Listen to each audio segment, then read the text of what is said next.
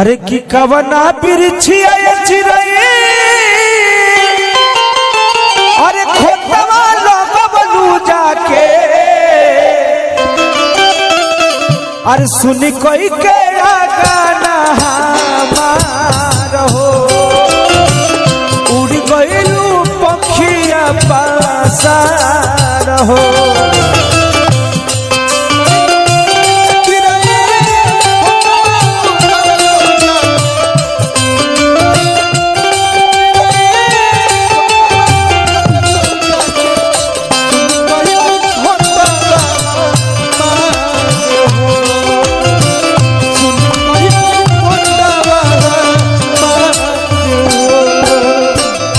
आत्मा के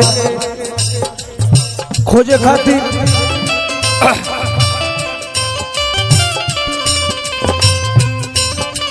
ये दुनिया में उहे महान होला जे अपने बाप की सेवा अपने माई की सेवा करो करा से बड़ कोनो सेवा नहीं की। ओहो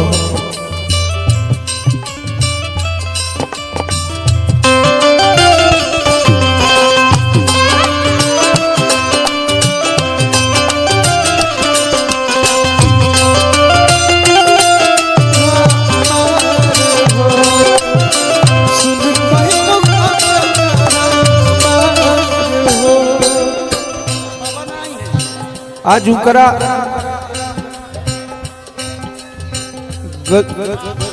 गैला से जीवन में और केहू के खले चाहे ना खले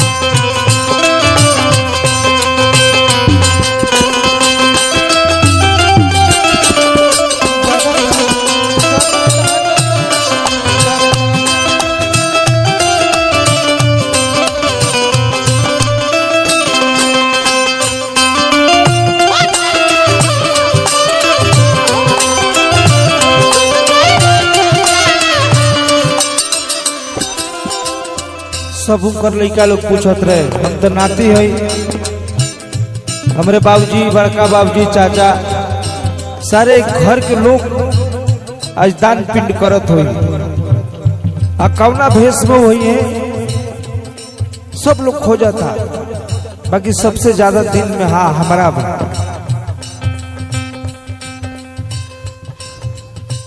तलवा तलैया से पुछनी चिड़ैया से कहीं नहीं खेला गत हमरो खो हो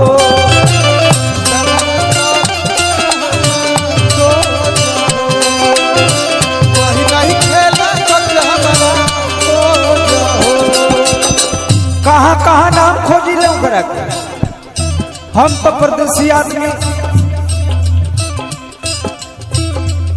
20-25 दिन महीना दिन पर 1-2 दिन घरे आइले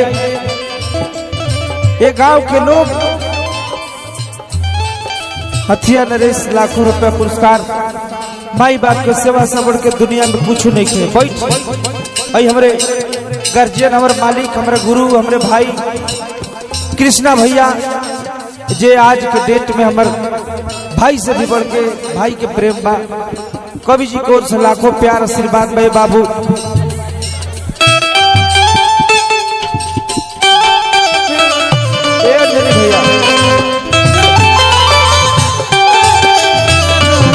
लाखों हथिया नरेश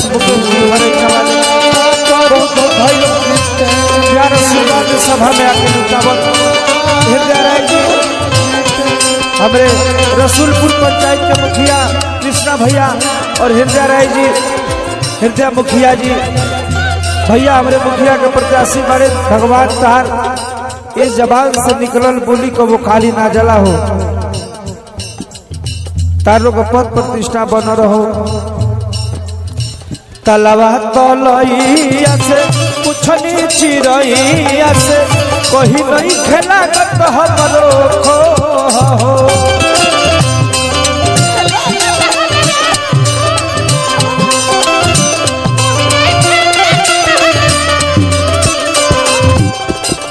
देखे ना पाता गइलो कहवा ना पाता भइलो।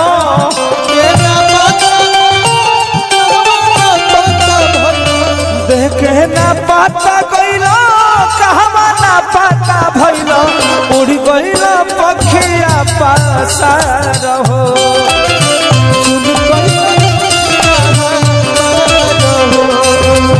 सुन कही के आगना हमार हो।